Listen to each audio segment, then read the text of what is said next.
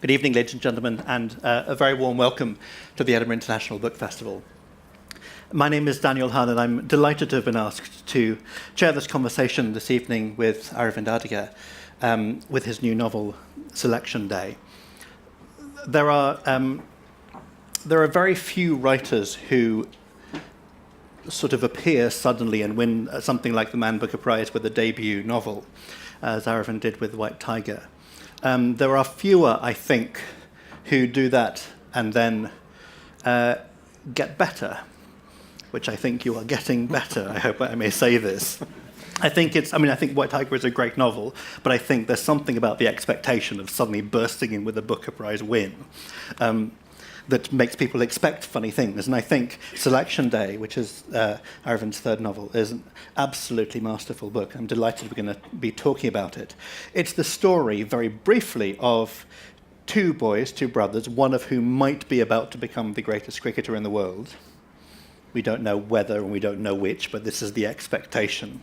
But it is, of course, also a book about 1,000 other things. It's a book about ambition, and it's about success, and it's about national decay, and it's about family, and about many other things. It's an absolutely thrilling piece of writing, and we're very lucky to have Aravind with us. Please give him a very warm welcome, Aravind Adiga.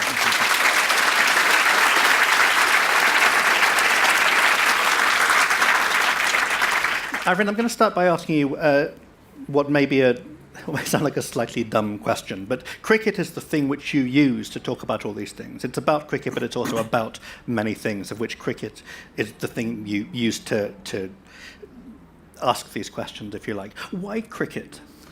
Well, in the Indian context, the question would be, how could you not write about cricket? Because you're not really allowed to write about anything else. Well, it's often said, it's to introduce cricket, what it means in India, to someone from outside, that India, although initially it would appear to be a very religious country, in fact, turns out to have just two real religions, Bollywood and cricket. It's so enormously big that it was always on my mind as a potential subject. But something else has happened to cricket in the last decade or so in India. This game, which when I was a boy, Test cricket especially, epitomized a certain set of values associated with stoicism. The point about Test cricket was it was this bizarre game where winning wasn't important. Not losing badly was the key. And the heroes... And not anytime soon, either. Yeah, it went on for 5 days. It was a game, which emphasized a set of values, say, like endurance, loyalty, and as I said, a set of stoical values. And of course, historically, in England, cricket had evolved in schools, in public schools in Eton and places like that, almost consciously as an anti-capitalist sport. It was a game that went on forever, which emphasized fair play, didn't necessarily have a result, and was almost... Really selling to anyone who has never played cricket before. Was impossible to explain to Americans, for instance. Yeah.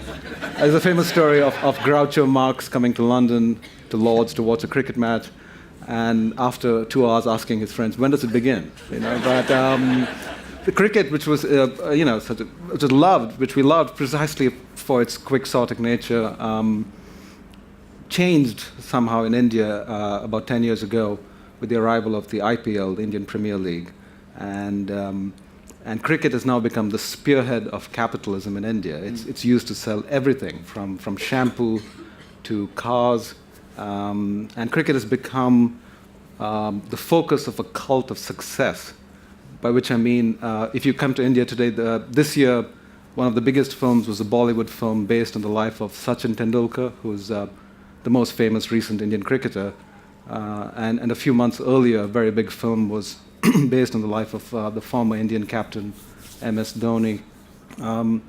And you go to any bookstore, you'll see a story written by a recent cricketer, how he rose from poverty and succeeded and became a cricketer and is now a millionaire with an actress for a wife and a Ferrari in the shed. So cricket is now being used to sell a certain a vision of life in India, that you can become a success. And as I said, it's a focus. It's become part of a whole aspirational idea. Yeah, the idea that you can rise up through your own efforts and succeed.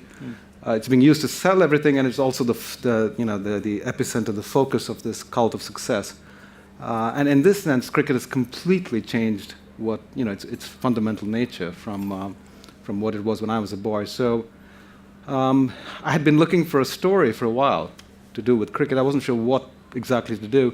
And then about 6 years ago, I was in Mumbai at a restaurant where a businessman, someone I'd known a little bit, who had no idea what I did for a living. I mean, even when you're an author in India, it's a very humbling experience because no one really cares much. He had a sure sense. It's good for you, isn't it? It's good, yeah. He had a vague sense that I'd come back from America. He didn't really know what I was doing. He told me that what he was doing was he was sponsoring talented young boys in slums across Mumbai. Boys, aged between 10 and 12, who were very good at cricket, but didn't have much money. So he, with the help of a cricketing scout, was locating the most talented young boys, the ones who might become the next Sachin Tendulkar, the next great batsman, and was offering their parents some money, a monthly stipend, in return for a guarantee that he would get half of all their marketing revenues when they finally became big. And he said that he wasn't the only one doing it. And my immediate thought was this was the novel, and he probably could see the way my expression changed. And it was really the moment he... You reached for your dictaphone immediately. Yeah, well, it was like, the Marvin Gaye music came on in my head, and I wanted to get very close to him at once. And, we met a couple of times, then he must have made a few... Eyes met across a crowded something or other, yeah. And, I think he found out he had read The White Tiger. Eventually he stopped talking to me. But I discovered that other people had done this. Other people were doing this in Mumbai and continue to do this.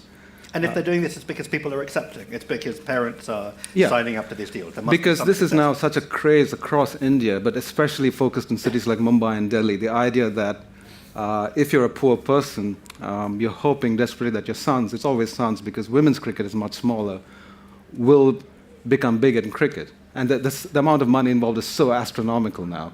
Some of the world's richest athletes are Indian cricketers. I mean, they make money on the level of tennis players. And you can imagine what that money in India would mean. So across India, you have poor men, usually it's men, fathers, desperately hoping that their young sons will somehow become the next great cricketer. And often, cricket is an expensive game to play. You need to buy equipment, pads, the bats are expensive. To be good at the formal game in cricket, this is, I think, a big difference between cricket and football. With football, a boy in a slum can become Pele. But in cricket, the street game, the game you play with a rubber ball, the tennis ball, without protective gear, is actually very different from the formal game, which is played on a prepared surface with a hard ball and requires you to handle protective gear. So to purchase all that is quite expensive, and you need money. So across India, you have these fathers desperately hoping their sons will become the next Tendulkar. And one big change that has happened recently is cricket tended to be a middle-class game. Everyone watched it, but the people who made it to the national team tended to be middle class because they could afford it. Now, increasingly, it tends to be a poorer sort of person who has the drive, the desperation to make it. And I realized then that this could be a way into the sport, precisely because I'd spent time in the United States, and in the US there are very strict laws governing the way you can tempt or induce young people to enter athletics. There are very strict laws governing the way colleges and professional teams can lure talented young men into games like football and so forth, because you have to make sure they have a backup. The big problem with paying young men to join a team is that the chances of failure are so high. Now, we are bombarded with messages from athletic companies, the Nike and the Reeboks, showing you the successes, the Venus Williams, the people who make it. But the obvious thing with sport is 99.9% of talented young men will fail.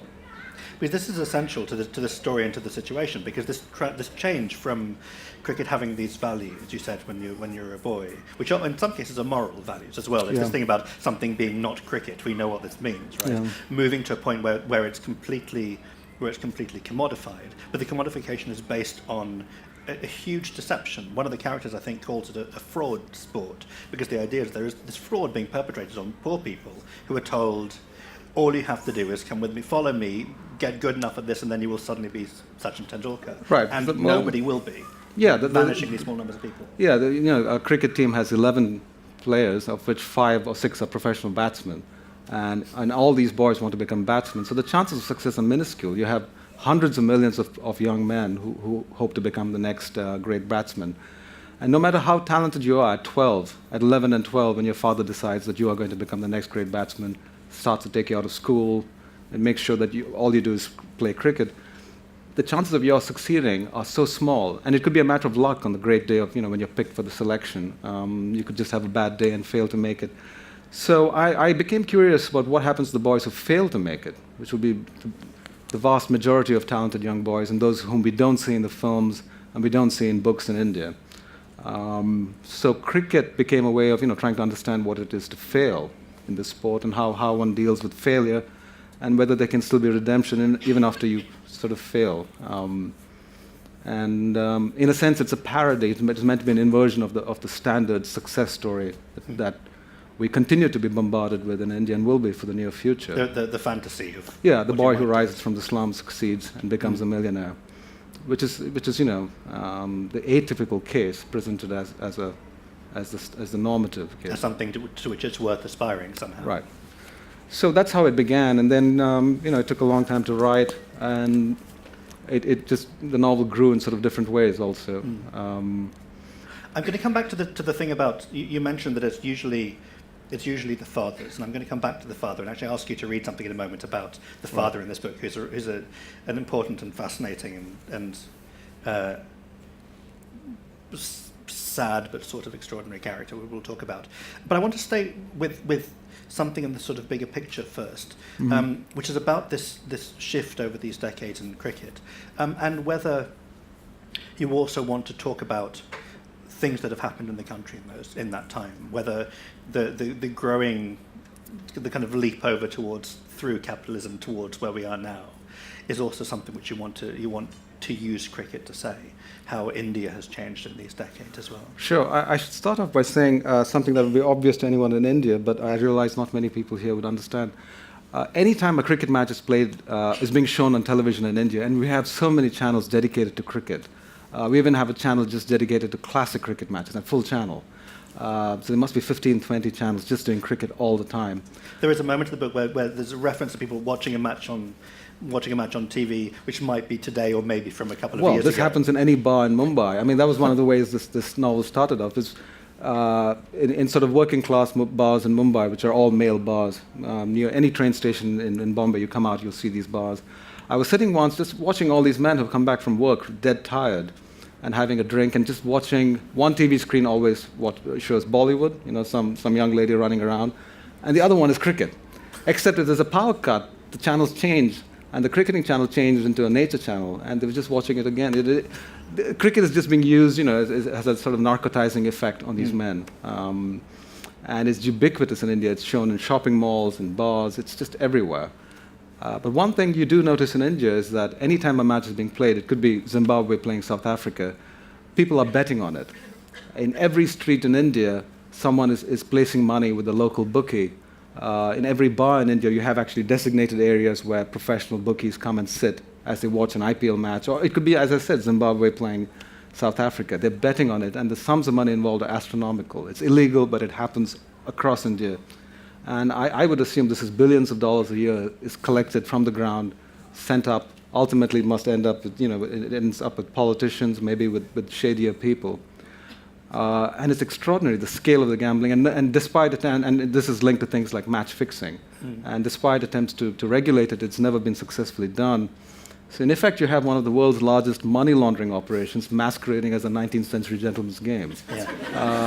But a money laundering operation which goes absolutely up to the top of the political clubs. Very much, right? Because we've just had another attempt to regulate cricket in India, which has failed again. And part of what holds this back is this myth of cricket being, the game of W.G. Grace, of the gentleman's game, which bears no resemblance to cricket in India right now. I'm not saying it isn't a great game, it is, but it's also, as I said, the focus of money in an extraordinary fashion. And so what I fear will happen, India is a land of great optimism right now, for many, many good reasons. We have lots of young people coming up, the demographics on India's side. You have a tremendous unleashing of entrepreneurial energy as so many traditional hierarchies are weakened. And there's a great sense among young Indians, which is tremendous, that the country is going to become a world power, and there has been consistent economic growth now for 20, 25 years. I fear, though, that some of these hopes will not be realized. And what I realized was the story of a young man who is expected to become the next great batsman, who ends up not as a complete failure, but just as a mediocrity in a sense, just a middling batsman, will also be possibly one fate that lies ahead for India. So in that sense, his story, for me, because most of the action is set around 2010, but there's an epilogue set in the future, which would be around 4 or 5 years from now. And people in India seem to expect that the country will be completely transformed within a few years, and I fear not. The final epilogue is a vision into a future that where the dominant theme is stagnation, and economic stagnation, cultural and moral stagnation, which I fear has begun already. So this, I mean, when I wrote The White Tiger, I upset a few people in India. That's nothing compared to what a negative book on cricket would do. So once you start writing something about cricket, are you here I think seeking all the way. asylum? Is that what you're doing? No, in the end, India is a very self-confident country as well. Yeah. Younger Indians are eager for challenging, for confrontational literature. And it's a very free country. It remains one of the freest countries on earth, as long as it's not writing about religion, which by and large I haven't done so far. There's always a big Except caveat. that you're writing about cricket. Which is close enough, a secular religion. Yeah. So, the younger readers are eager for challenging books. So there is a market for subversive, for confrontational literature in India, and that gives me the confidence to write this. But there's no point in going halfway as a writer, I think. There's a famous line in Melville, it says in Moby Dick, if man must strike, he must strike through the mask. And the mask in India right now, the thing just falling on everyone, has many forms, but cricket is part of what is now blocking your ability to see India. V.S. Naipaul once said, the hardest thing in India is to see India. And I've often wondered what he meant by that. And the hardest thing right now, as I said, is to see this preposterous money laundering operation, masquerading as a Victorian game. Yeah, which it's not just that. Also, the idea somehow cricket is now linked to the idea of India making it globally. The fact is, cricket is played by very few countries, and in countries like England, where it's played, it's a niche game. It's hardly the most popular game, the way it is in India. It's not a mania. But every time India wins at a sport, India could be beating New Zealand, which is a country of 5 million or 6 million, and it's somehow seen as a sign of India's arrival on the global stage. And you have this obsessive need to this obsessive desire among younger Indians to see their country somehow succeeding internationally. And that's fair enough, but this is not the way. This game has also become the focus of this globalizing propaganda. But it's curious, though, because that thinking about the country in that way obviously has a certain delusional aspect to it, but it also has an optimistic aspect to it. There's the sense, as you were saying earlier, there's a sense of potential, of we could be. My family's from Brazil, and there's this old joke about Brazil being, Brazil is the country of the future and always will be. So there's the sense that any day now we're going to become that country, But there is something kind of optimistic about that idea that the fact that we've beaten New Zealand at cricket means something, and it's something to be proud of, and it's not a laughable thing in a younger generation who. Well, I think it's fairly laughable beating New Zealand in cricket. I mean, what is that? It's a country of 5. You haven't, What would be something is, for instance, promoting the women's game in India, for instance. Yeah. This would be something difficult and important to do in a country where women's rights are still, still have a long, long way to go. There's so much money in cricket in India. So it's by far the richest game in India, and there's more money. India probably controls 3/4 of the money in global cricket, but not in women's cricket, where women still, the women's team in India still takes the bus. They don't have the private jets. They hardly get paid anything. Yeah. Now, that would be something to do, which I would admire. Which would actually demonstrate something being heroic. Yeah. In a country where women still face so many problems to promote the women's game aggressively, which is still not being done in India. So Australia has done far more for women's cricket, where actually women can support themselves playing cricket, professional cricketers, which is still not the case in India. So I would see that. I would, beating New Zealand. Not just New Zealand. Beating England. Yeah. For me, what does it mean? It hardly means you've arrived globally. Promoting, creating a viable professional game for women in India. That would be something That would be a mark of progress. And then no one's doing that. It's not going, it may happen in the future. It hasn't happened yet. So, yeah, I've changed so much in this. As a boy, I was obsessed with cricket like everyone else. And now when I see a cricket match, I sometimes just feel like crawling under a table. You've become an old cynic, haven't you? Yeah, well, you haven't heard Indian cricket commentators, have you? You'd crawl under the table too, true. Daniel, trust me. So, these people Something just... to look forward to. Yeah, cricket is so... And at the end of every cricket match, you have a post-game show, which starts off with foreign women jumping up and down, because that's the cheerleaders. You must have seen them in an IPL match. So Russian women turn up, jump up and down. Then, there's what purports to be a discussion of the match, which has nothing to do with the match. And then this goes on for 2-3 days. Every channel is showing these post-cricket discussions. But for me, the farce is just, Auden, I was trying to describe cricket to a friend of mine, and I said, the difference between Bollywood and cricket is that Bollywood has a keen sense of irony. It parodies itself. It's brilliant. Once you understand how Bollywood, to an outsider it might seem, naive, with songs and dances, but actually it's brilliantly cynical. It has a sense of irony. Cricket has no sense of irony in India. So W.H. Auden said opera was the last art form that had no sense of irony. In India, it's cricket. I mean, you can just talk about this game as if the game of W.G. Grace. And cricket, it's like a fat boy with a sign saying, "Kick me." I mean, so that was what it is like in India right now. So... Somewhere those words are appearing on Twitter right now. That's very well formed, under 140 characters. Well, someone in this room, I know. It becomes a vehicle to explain a lot of things in India, and it was long overdue, I thought, a book like this. I want to talk about the characters who make this story, because even though it's about all these things, it feels like, I think, like everything you want to read, it feels like it's driven by character, which I think is an important part of how we consume a book like this. Having said that, of course, the women's game isn't nearly as developed, as supported. This, of course, is a book which is largely about men. There are almost no female characters. Right. And we start with these two brothers and their father. You've said a few times something about the fathers being the ones who have aspirations for their sons. It's not necessarily the sons' aspirations. The fathers have aspirations for their sons. The fathers do these deals. So would you read a little bit for us? I think you have a bit which is sort of introducing us to I must say that before I wrote the novel, I interviewed a large number of boys playing cricket, and also their fathers. And in more cases than one, I noticed that the boy would say that Mummy isn't home, and the mothers had run away in more cases than one. And the moment you saw the father, you had an understanding why. The extremely focused, tyrannical men. It was an odd thing to see, and many of these boys grow up in an intensely masculine environment where there's just, they're just dealing with other boys, and there's virtually no women at home. So I became curious in the fathers and what their backstory was. So, the man in the book who's the father of the boys is called Mohan Kumar, and he's a composite of many men I interviewed. And like many men, he's come to Mumbai, but he grew up in a village.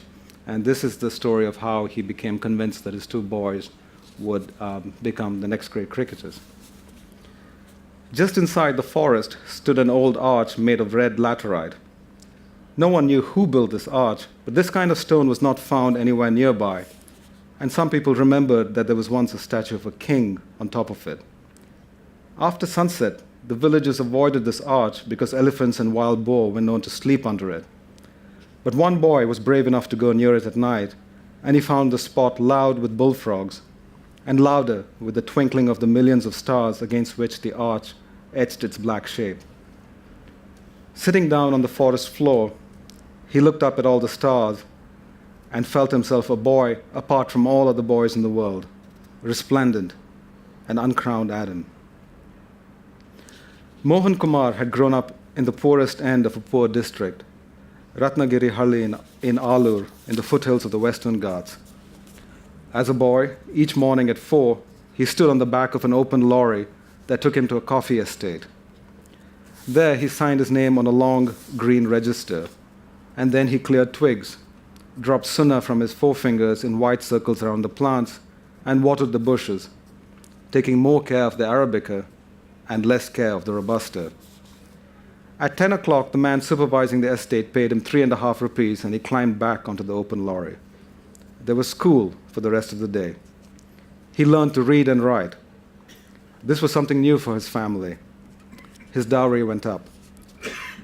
Sex with a prostitute out in the fields, marriage to a girl from his own caste, employment with the landowner who had hired his father, and pilgrimage to a shrine in the mountains as soon as his wife fell pregnant. All this was as it had been for generations in his family. But one morning, a neighbor yelled, "Who is going to pay for that window?" The window that had been broken by Mohan Kumar's son in the most recent game of cricket. Mohan looked at the broken glass and remembered what a boy in Mumbai had done to the windows in his neighborhood, a boy named Sachin Tendulkar. Now Mohan Kumar stood by passing trains and trucks and saw them in a different light. He observed highways and mighty things in a different light.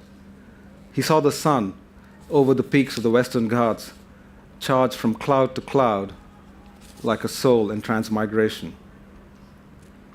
Mohan, Mohan, how people laughed. Why Mumbai? Take your son to Bangalore to learn cricket. It's closer, cheaper.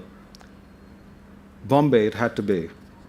Mohan Kumar put his wife and Radha and his second son Manju into a bus and then into 2 trains before they descended into Victoria Terminus in Mumbai to take a 3rd train to his cousin's small tin-roofed hut in a slum in Dahisar that was famous for its mechanical flour mill, which ground wheat early morning and red chilies late morning.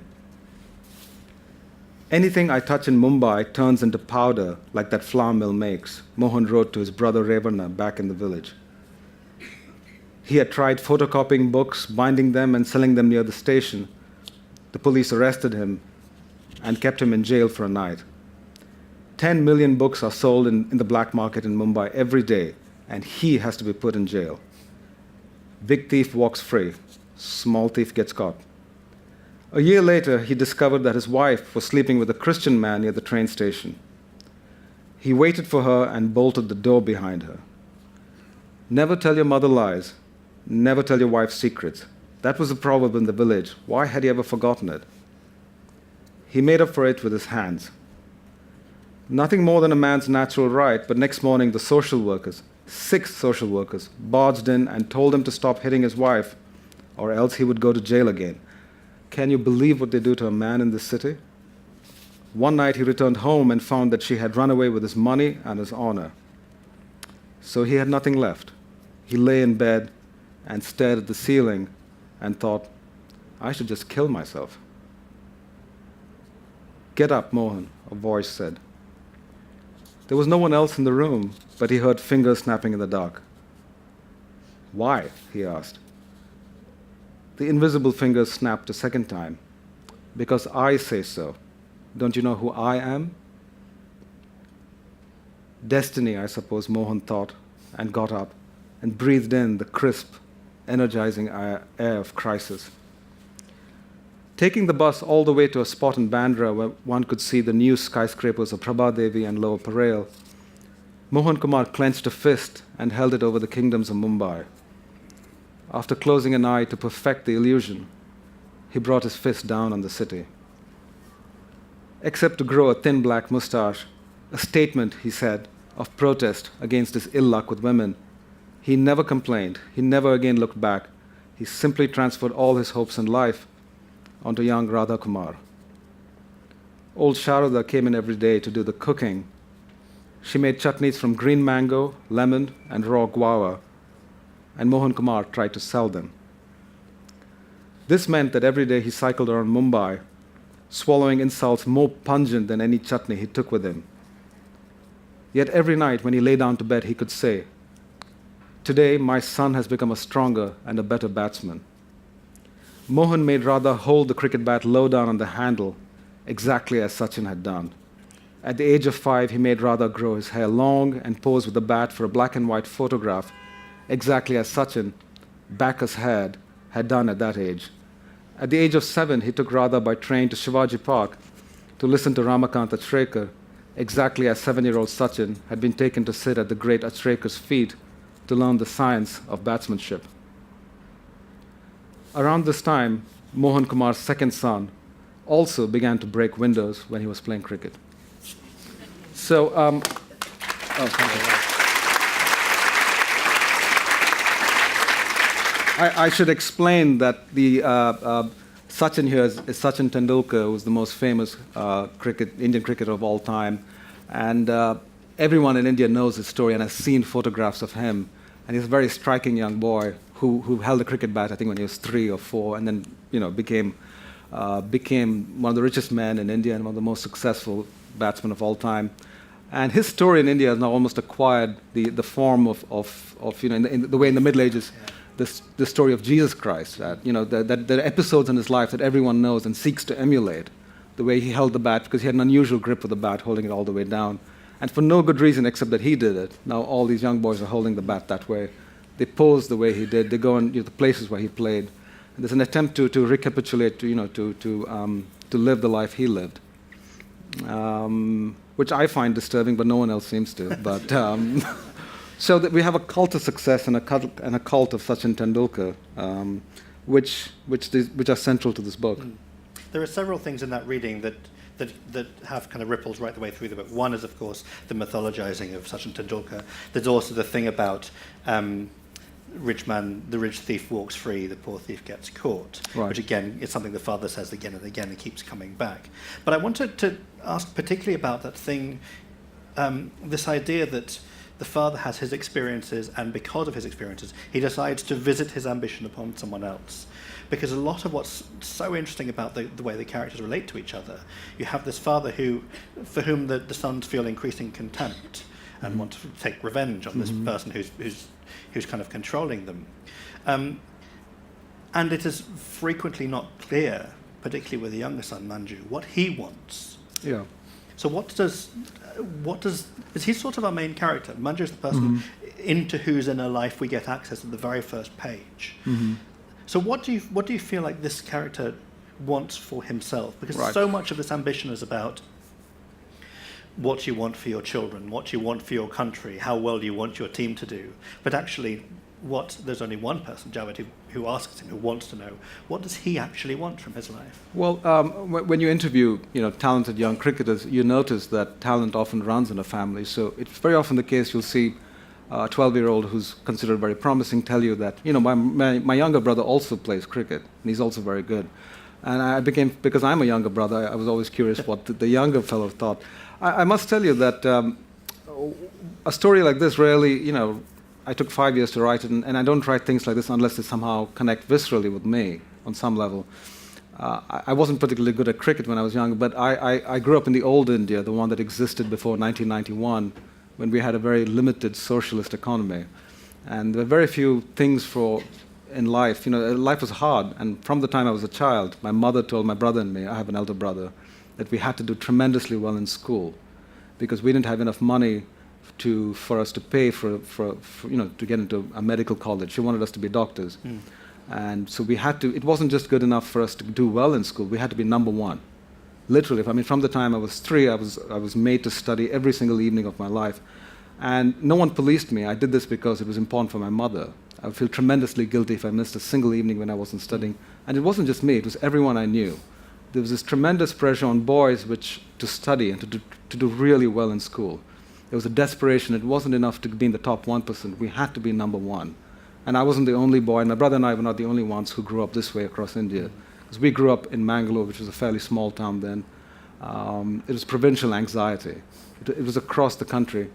When I interviewed these boys and heard them, when I interviewed boys who were told at home that they had to be number one in cricket, there was a cricket team in India has 11 players, everywhere has 11 players, there are 5 slots for batsmen, and you had to be one of those 5. So you're really good. It wasn't enough to be just, good enough at cricket. You had to be number one. And if you failed to do that, you were letting down your father and letting down your family. In some cases, there was a sense of obligation to your entire slum. They were all betting on you. And this really reminded me of the way I had been brought up, because these boys were made to play cricket all the time. And the way I felt when I turned 16 and my mother died suddenly, I realized I'd become a man, but I felt I'd lost my childhood, because all I'd been doing, as far as I could remember, was study. And as I said, my mother wasn't policing me. I felt guilty when I didn't do it. The way these boys would tell you they feel guilty when they're not practicing cricket, because they know every moment of their lives they should. Some of them are taken out of school when they're 16 because it becomes very difficult to be at university and to play cricket. That was one of the things that got me. When you go to university, you have to say you're studying science, you have to go to practicals, and chemistry practicals are after class. That's when you've been practicing cricket. And typically middle-class boys who are good at cricket leave at 16 because that's when they realize that I have to study, I have to really focus on my studies if I want to go to the United States or I want to become an engineer. That's when they tend to drop out because you have to make a decision when you're 16. And I met quite a few boys whose fathers told them they had to leave school or leave university to focus on cricket entirely. I began to think of two things. What happens when that boy fails? And I wanted to, I began to interview boys who at one point were considered promising but had failed. The second question that came to my mind is, what if you were very talented at something else? What if you wanted to be an engineer? What if you wanted to have a normal life? Forensic scientist. Forensic scientist. As I met a boy in the slum who loved CSI and wanted to cut open dead bodies. And his father wanted him to play cricket. And he was aware that to become a scientist like he had seen on CSI, he would have to study pretty hard. And he was good at science, but it was impossible to go to chemistry class. And I remember coming into his little slum and seeing his father yelling at him because he wanted to study chemistry, and his father asking him why he wanted to dissect cockroaches when he could be playing cricket. The boy was smart enough to realize... mysterious to some of us. So the boy was smart enough to know that he could fail at cricket, but his sense of obligation to his father was immense. And the sense he was letting down his father, he had a sister, that he was letting down everyone by failing at cricket. So I began, what if there was a character who was ambivalent about cricket, good at cricket, but ambivalent, who might really want to have a normal life like everyone else. This idea would be baffling. When I pitched it to my Indian friends, they were just baffled. Why, if someone was good at cricket, why on earth would he not want to play it? Yes, you could be Sachin Tendulkar if you wanted to be. Why would you not? Why would you not? Yeah, it's and the more they were baffled, the more it became a challenge for me to create a character who was You're that good. kind of writer, aren't you? You're one of those. Who was good, but just was uncertain about what he wanted to do in life. And so this is in a sense a novel again about ambivalence. If you will, this is the opposite. This is the mirror image of the white tiger. It was a man driven to succeed, who seems to know what he wants, prepared to pay any price for it. This is the other case of a man who's uncertain all the time what he wants, and maybe not prepared to pay the price for success. I was really interested by what you were saying a moment ago about your expectations as a child, as a young man. You dedicated this book to your mother, and you say something at the end of the acknowledgement that when you got to the end of writing it, you realized that she was who you had written it for. Right, because much of this is about, I'm asked in England whether why I keep writing about this issue of, why I write novels that seem to have a socio-economic sort of angle, or why I set in a particular matrix, as if it were, to write a novel takes a lot of time. It takes a lot of time, and it's an experiment that can fail. It's something that would only occupy me for 5 years if it connected deeply within issues with myself. Now I am interested in socioeconomic issues. I am interested in big social changes that are happening in India. I mean, for me, so I had a reporter ask me the other day, why do you keep writing about rich people and poor people? Why don't you write about sex? The reporter in England here. Yeah. And I told him, for me, macroeconomics is like sex. This has an erotic fascination for me, the social changes happening in India. That's your second tweet, by the way. Just, And then I told him, do you think I'd be sitting around for 5 years if this didn't connect with me on some level? This is not an abstract exercise for me in understanding, what's happening in India. And so much of this, as I said, when I turned 40, I'm now almost 43. My mother had died in her early 40s, and I never ever thought I'd live beyond 41. It was just, in a way, that's impossible to explain to someone who hasn't lost a parent he was very close to, or she was very close to when they were young. I was convinced I was going to die before my mother. And one day I just suddenly was in a completely new country because I'd outlived her. And, so I look back on my own life, and while you said this is an all-male environment, the characters are very intensely aware of a missing mother. the boys I interviewed, a couple of them had a missing mother. The mothers had run away because of domestic abuse. And so while this is true, sociologically true to the boys I interviewed, it also for me was a way of representing a mother who dies. Or my mother was very ill when I was a boy. So she was around, but she was dying. And so she was both there and not there. And this novel, the mother's missing, but is constantly referred to. And I think she is a presence in a sort of negative, there's a negative space in which that she fills. And also, having said there are lots of male characters, and the book is it's also about masculinity in some ways. Right. But even that is sort of contingent and flexible and shifting, isn't it? The people's ideas of masculinity. Yeah, it's a critical issue in India. We have this unusual demographic structure in India where we have, by various accounts, maybe 15 or 20 million women missing because of a practice called female infanticide. Because historically many Indians did not want to have girl children who were considered undesirable. They chose just to abort, they chose just to not to have children when they realized the gender was going to be female. And it's an illegal practice in India, but it still happens. So India, and I think China too, but India even more so, has this bizarre sex ratio where we are just missing. We should be having more women than men. But in most places of India, with some exceptions, you tend to have far more men. Because for years, families have been choosing not to have children when they know that they are girls. And for me, this is the most extraordinary fact facing India in the future, because how can you survive as a society when you're missing so many women? It's bound to lead to more aggressive male behavior, and you can perhaps see the starts of that, the early signs of that already. What does it mean to be male in India and to be masculine in a society that's where it's so difficult for women even to survive? So it was one of the questions in the book, because it isn't clear to me how India will cope with this great shortage of women in the generation ahead. It's a big puzzle for sociologists. One theory is that the shortage of women isn't manifesting itself because men can reach down to the next generation and marry, in a sense. Like a 60-year-old man could marry a 30-year-old woman if he's well off. So perhaps the problem will be put off for a little while, postponed, but eventually it will be a major crisis facing India. And the most obvious way to say it is that it'll lead to much more aggressive male behavior, which presumably is starting already. But that's basically on the assumption that the masculinity itself is somehow unchangeable. Because one of the things that's so interesting is there is a character, possibly more than one character, who is gay, and there's a male character. Right. And there is quite a lot which is fascinating and very touching to do with, I suppose, the roles of these characters whose sexuality isn't what you would necessarily expect. Right. It's particularly in the sport. And so the masculinity isn't, not all of the male characters are, this kind of aggressive, this thing you describe, I suppose. Sure, well, when interviewing, a range of young men who were playing cricket, it became clear to me that at least more of the men I was interviewing were likely gay. And so first of all, writing a cricket novel was strange enough, but then I didn't know what my publisher sitting back there would think if I wrote a gay cricket novel.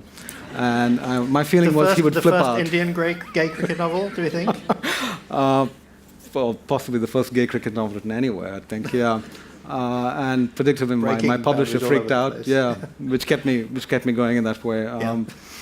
Bloody-minded way that writers have. I can't do this. Well, right. with sport, when you're dealing with the sport, as I said, many of these boys grew up as I did in an all-male environment, a very masculine environment. The mother was missing, and clearly, then I became curious to know what would happen to somebody who might be, gay, playing cricket.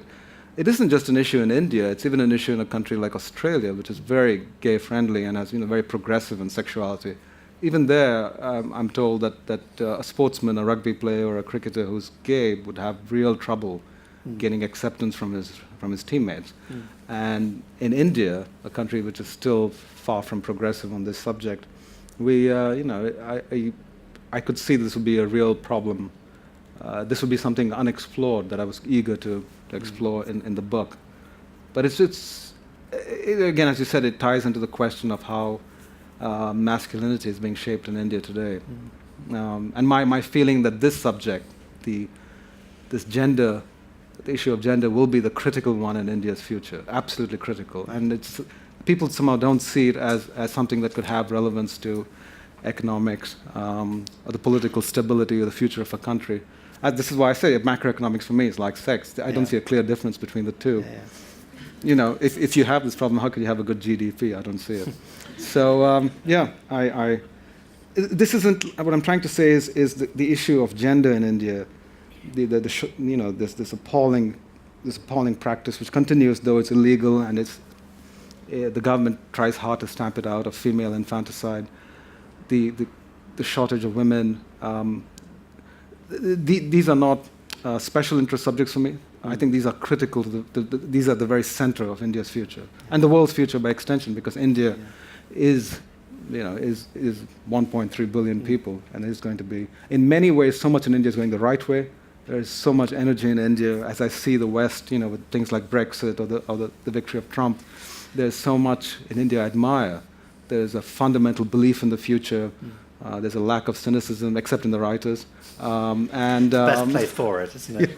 There's so much of hope in India. There's a real sense in which India can play a decisive and a beneficial role in the future. But then there are also these glaring problems that require addressing. There's require a political willingness to address them, which is. Yeah, there's an image I often think of. One of the writers I admired very much when I was young was Zola, the French writer.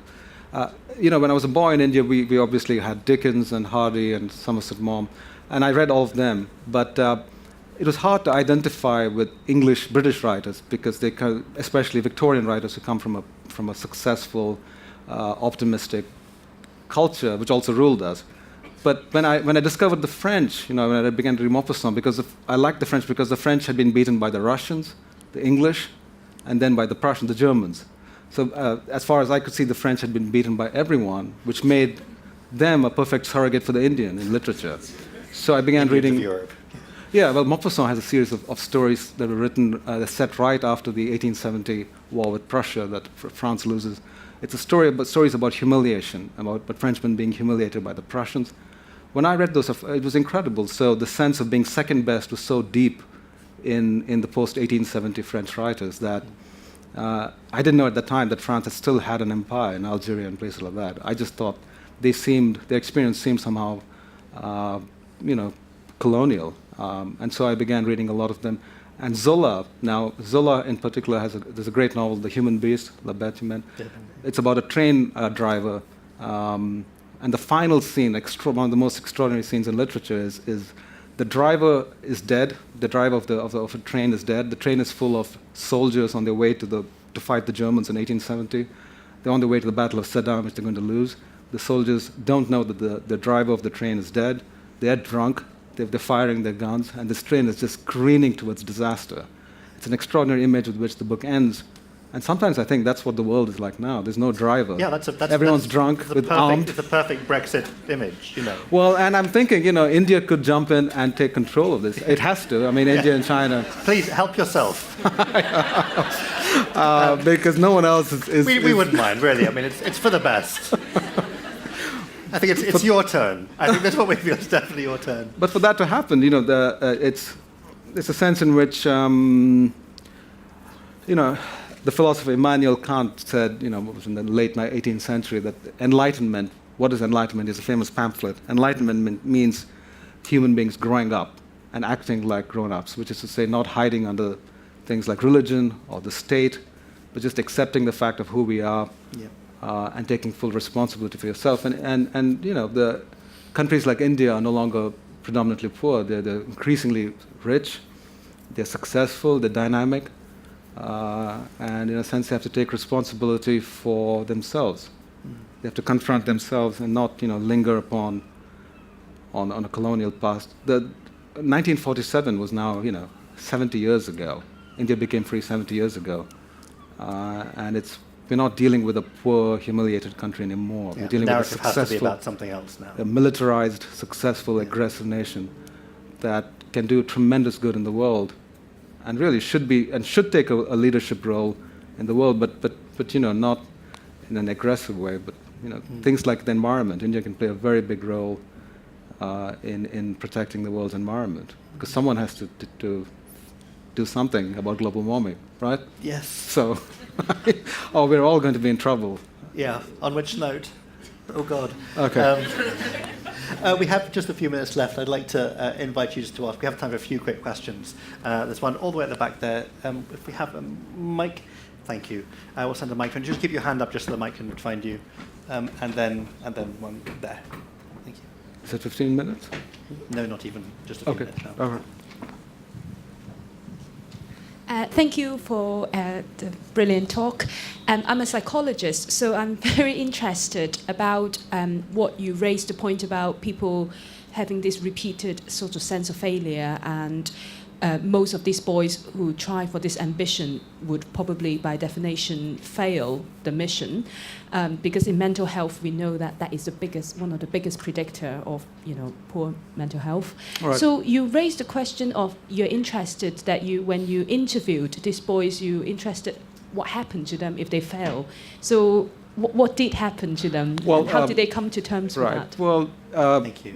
Yeah, it's a very good question, and I have a small chapter here on a boy who has been, before our hero realizes that before he was considered the next big cricketer, others were. And he meets one boy who was considered very promising and then failed. And that boy is now in alcohol rehabilitation, which is what actually tends to happen to some of them. I met a boy who was very good at cricket, then failed. He fought with his father. He felt he had been, stripped of his childhood. And alcohol is one thing that does happen. Just generally they find it because because their education has been neglected all through their childhood. No matter how smart they were, at the age of 18 or 19, when finally it becomes clear you'll never make it as a professional cricketer, many of these boys are just lost. They're looking for their sense of self-esteem collapses entirely because it's just been one single thing. And this resonated with me because that was how it was when I was a boy. I had to succeed, not just me, but an entire generation of boys, middle-class boys, had to succeed in academics. And if we failed, we felt worthless. And this, I don't know how some of these boys will cope with it because they're still very young. But alcohol is one thing. Some of them are incredibly strong and somehow manage to reinvent themselves. But I suspect all of these boys will be, many of them certainly will have problems in the years ahead as well. Because we don't really have very strong counseling mechanisms in India. It's left to the family. In this case, the family is the problem. So this is one of my major fears, that we'll have a lot of very young men, angry young men, and aggressive young men as a result. And even the ones who are successful, the success is so transitory in many cases, isn't it? Questions there. Do you see an analogy between yourself as a Booker Prize winner and the great batsman in cricket? No. The great batsman in Indian writing is Arundhati Roy. So I'm number 12. I'm the 12th man on that team. So I'm lucky to be the 12th man on that team. Yeah. You're grateful for that as well. Yeah. There's one on the gentleman on the aisle there. Hi, I was really interested when you read the piece about the way in which the gentleman begins to imagine the future, and it's in order to kind of imagine the future that seems to become the drive for the novel and its tragedies thereafter. And I've always thought that Last Man in Tower is the most amazing novel, and amazing because it puts resistance to the future. Right. At its centre. Is resistance to the future in Selection Day as well? I didn't notice it, but... ambition is something that interests me, and also, as you said, resistance to ambition. Perhaps because in my life, the outcome of my life has been so different from what I expected. I don't know if your life, Daniel, is what you expected when you were 16. I'm curious both how endlessly baffling. I'm curious to know how the gulf between dreams and reality. I'm curious about it. I'm fascinated by ambition, but I'm also disturbed by it. It seems like such a primordial drive, something so raw, something like a metaphysical drive that while I'm attracted to it, I'm also hoping that it will be resisted to some extent. I think that tension is necessary. The dialectic between ambition and a sense of conservatism is essential. Last quick question, Stella. Yeah, this was just fascinating. I'm curious to know, there are so many countless numbers of millions of Indians overseas. Yeah. Do they share the same attitude towards cricket? I'm sorry, your question Does was? share the same attitude towards cricket? Oh yeah, Indians Indians everywhere are obsessed with cricket. And it does become a way of keeping in touch with the homeland when you're away. And then, I'm reluctant to go into this because it also, the diaspora, the Indian and the Pakistani diaspora and the support for the home teams, I think just strays into political territory in this country and elsewhere. But yeah, they're very passionate about cricket. But you lived abroad and you wrote this novel on returning to India, is that right? Yeah, that's right. Yeah, abroad I wouldn't have written this. I would have been because I was, as most Indians tend to be when they leave the country, they become very protective of the homeland. And then, I was much more conservative when I was abroad. I would have hated myself. I would never have come to see me speak on a book like this.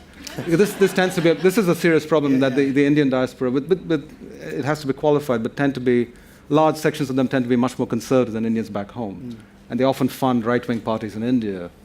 So I can understand why, because I've lived abroad. I was abroad for 10 years. You tend to be very protective of the homeland when you're abroad, and that's fine. But sending money home to right-wing parties is not fine. Yeah. That happens in a lot of places, but we're not going to go there. I'm sorry to say we are out of time. Aravind is, of course, going to be signing books just behind us here. I do urge you very strongly to get a copy of Selection Day if you haven't already. Come and talk to him, get him to sign it for you. But before you do that, please join me in thanking him for great. Thank you all.